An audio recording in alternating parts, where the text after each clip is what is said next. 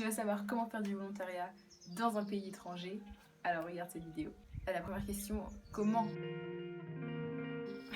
est-ce qu'on en fait, surtout si on n'avait jamais fait? Alors, il y a plusieurs façons, mais deux principales pour faire du volontariat.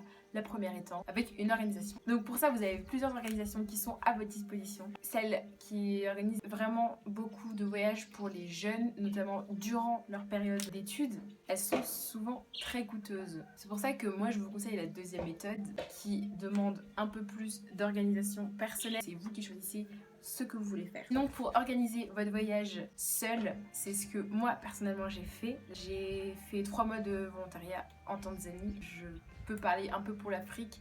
Je me suis aussi renseignée beaucoup sur le Népal et je vais sûrement aller au Mexique cet été. Donc la première chose, c'est si vous connaissez des gens qui habitent, je vais répéter, dans l'endroit où vous voulez aller ou un endroit tout simplement intéressant qui vaut la peine d'être exploré et vous avez envie d'aller, n'hésitez pas. Si c'est la cousine du frère de votre meilleur ami, il faut vraiment saisir chaque occasion et avoir vraiment le bras très long. Après, si vous connaissez personne, il y a des sites où on peut rencontrer des correspondants ou des gens d'autres nationalités qui sont prêts à accueillir des gens. Par exemple, vous demandez à une personne de chez vous et vous allez en échange chez elle, etc.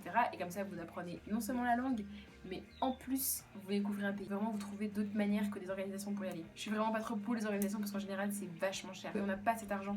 Surtout quand on est mineur et quand on est jeune. Je sais pas si vous connaissez l'application Amino qui regroupe par centre d'intérêt, un centre d'Instagram par centre d'intérêt. Et des Aminos pour les voyages justement et des gens qui veulent rencontrer d'autres personnes, etc. Allez voir Amino. Ensuite, où partir. En soi, on peut aller n'importe où. Généralement, les gens préfèrent les pays en voie de développement parce que c'est là où il y a besoin d'aide. Si vous voulez vraiment apporter une aide et vous sentir utile un maximum, il vaudrait mieux aller dans des pays en voie de développement. Les pays où il y a eu des catastrophes naturelles ont souvent besoin d'aide. À Haïti, au Népal il y a eu un tremblement de terre, au Mexique il y a eu un tremblement de terre. Dans ces endroits-là, notre aide a plus d'impact que dans des endroits où juste on vient aider la pauvreté, etc. Et ça a déjà été fait, ça a déjà été vu. Enfin, au Mexique qui propose vraiment des journées entières à reconstruire des maisons par exemple. Aussi, il y a des pays que l'on visite pas assez souvent et qui ont aussi besoin d'aide. C'est notamment les pays en Europe même qui coûtent pas du tout cher comme destination. En soi, il y a beaucoup de pays en Europe qui sont vraiment dans la merde et où notre aide peut être vraiment utile. Dans les pays d'Europe de l'Est, en Ukraine, c'est la crise. En Grèce, alors que la Grèce en plus c'est une très jolie destination, il y a vraiment des pays et des villes d'Europe qu'on n'explore vraiment pas assez. Combien d'argent? Parce qu'en soi t'as envie d'aider, mais en fait c'est toi qui dépenses de l'argent. Donc si vous comptez dans un pays un peu lointain, un pays hors Europe, comptez environ pour les vols pas moins 600 à 800 euros, à moins que vous y preniez vraiment en avance ou alors que vous fassiez vos réservations mais en dernière minute, genre du jour pour le lendemain. Si vous partez hors organisation, moi l'année dernière j'avais 150, je crois que j'ai dépensé 150 euros environ pour manger. Ça dépend, souvent dans les pays en voie de développement c'est pas cher de manger, donc en soi voilà. Si vous êtes chez des gens que vous connaissez, ben, vous aurez pas ce souci là. Si vous êtes chez un Corrèze non plus, donc en soi l'argent que vous dépenserez en dehors du billet il est vraiment minime. Ensuite, quand est-ce qu'on part? Quand on est au lycée ou au collège, enfin on peut pas trop partir à n'importe quel moment. Et vous n'avez pas d'autre choix que partir pour les vacances d'été parce que vous avez 2 mois qui s'offrent à vous. Ce que je conseille de faire, c'est travailler pendant 1 mois. Par exemple, vous travaillez tout le mois de juillet, vous partez au mois d'août ou inversement. Essayez de financer vos voyages un peu tout seul. Ensuite, combien de temps du coup? Là c'est très facile, pas moins de 3 semaines. Vraiment, si vous voulez découvrir un peu un pays, un peu une culture, pas moins de 3 semaines. Si vous avez l'occasion de partir 1 mois ou plus, mais faites-le. Je pense vraiment que pour moins de 2 semaines, ça vaut pas la peine. À partir de 3 semaines, ça vaut vraiment le coup et votre argent est rentabilisé. Quand on part comme ça. Du coup, comme je disais tout à l'heure, il y a plusieurs options qui s'offrent à vous. Ça dépend un petit peu aussi de ce que vous savez faire. Si par exemple vous êtes très bon en anglais, en maths, ou je sais pas, vous pouvez composer votre aide en tant que prof dans une école ou en tant que aide, assistant. Si autrement vous dites non, c'est pas pour moi, je pourrais pas me tenir devant des élèves ou devant des gens. Alors dans ce cas-là, vous pouvez voir d'autres alternatives comme par exemple travailler avec une association. Ça marche vraiment très bien souvent.